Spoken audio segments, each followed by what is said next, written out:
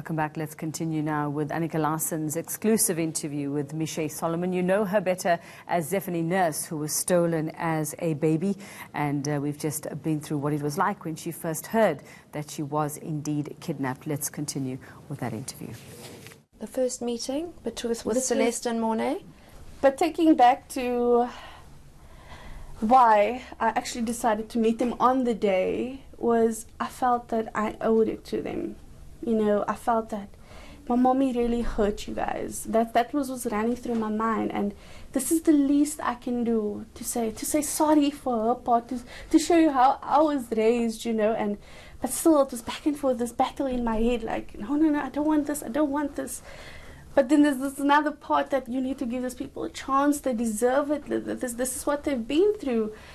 And then our first visit, the first appearance was not as I thought it would be. Do you get it?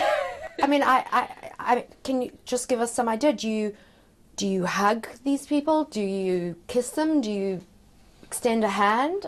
I wouldn't know what to do. What did you do? Oh, we're talking about the first. Oh, no. I thought you meant the first outing. No, it was the first meeting. I've decided. Then I said, okay, fine, we'll go to Bellville Police Station and I'll meet them. And we were sitting in this huge, I think it was a boardroom. And we were sitting there, and there was few officers, detectives, and yeah, they were sitting there. And I said, Mashinette, you're going to stay the whole time with me. I'm so scared. I'm so nervous. I don't know what to do. I don't know what to think. I just want to run home. I just want to go home. This is madness. What is this? And that was going through my head. And she could see that I was very afraid. I was very uncomfortable. But, you know, I owed it to them. And there was a part of me that I actually want to know where I came from, you know. I want to know yes, I want to know what I want to know what they like. And we waited, and they entered. And then Celeste, I was like standing, and they were hugging, and they were crying, and Celeste, you know, I don't mean to be rude, really, but this is what I felt. You know, I stood there and I pretended.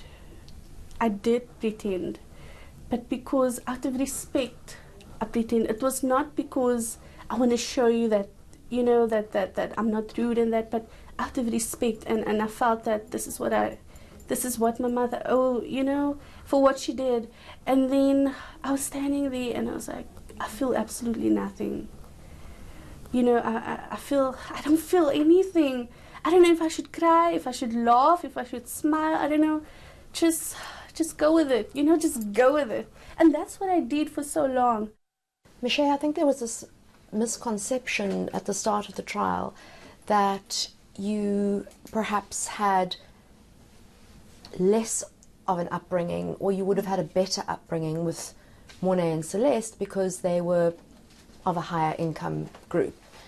Tell us about your childhood. Well, from what I can remember, my childhood was, you know, it was a stable, and it was as any healthy, normal childhood. You know, from what I can remember, it was me and my dad. We used to go camping at Sudwata, and the family would go with.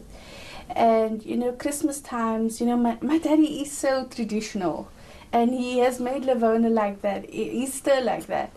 And you know, we would have a Christmas tree every year, and photos were taken, and, you know, I knew, even growing up into a teenager, you know, I always got what I wanted. And, you know, we were never rich, but we never lacked anything. I always got what I wanted, and if mommy and daddy couldn't do it this month, I understood that, okay, mommy and daddy can only do it next month, or mommy and daddy can only do it now and then. But there was also a good level of understanding. And, you know, that's how I was raised, and from the childhood also. And there is a part of me that is very, you know, I had an older brother, and, you know, we are 10 or 11 years apart. So I grew up basically living as an only child. you know, and my toys were for myself, and I'm still like that. I still love my space, you know, and I still love me time. Like, I still go through it when I have friends and people around, and like later I'm like, guys, you need to leave now. It's just something, like, I love having my own space.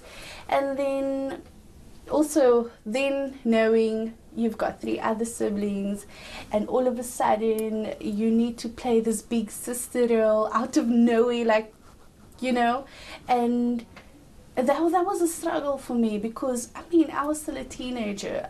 I was still living any normal teenager, you know. You go out with friends, you try things, and that's how you learn if you should or not do it, or if it is for you. What did Lavona teach you? I mean, how did she bring you up? What kind of mom was she? She was the pants in the house. She was mommy say. You know, Daddy would say, and I could twist my daddy's fingers, and I still do it today. But I know not to take advantage of him. He's so supportive. He's amazing. But mommy, you know, like, we always had that relationship where I could talk to her, you know, but when it came to my daddy, he was like, I can always try my luck here and there, and I will get it right. But mommy was always, what time are you coming home? Like, I remember I was late at a party. I think it was 3 or 4 o'clock in the morning, and she messaged me at 12. I think it was about 16 or 17.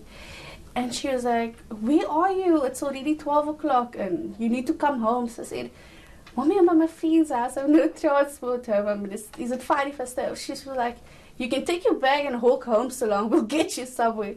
I was like, what do you mean? She's like, no, you need to come back home. You can't stay out. And, you know, I was never the child to sleep out and you know, but there were times when I did push my luck with her, and there were times when I knew not to mess with her, because she would deal with me but not in an abusive manner. It was that relationship, a very understandable, but also don't mess with mommy, don't take advantage of her.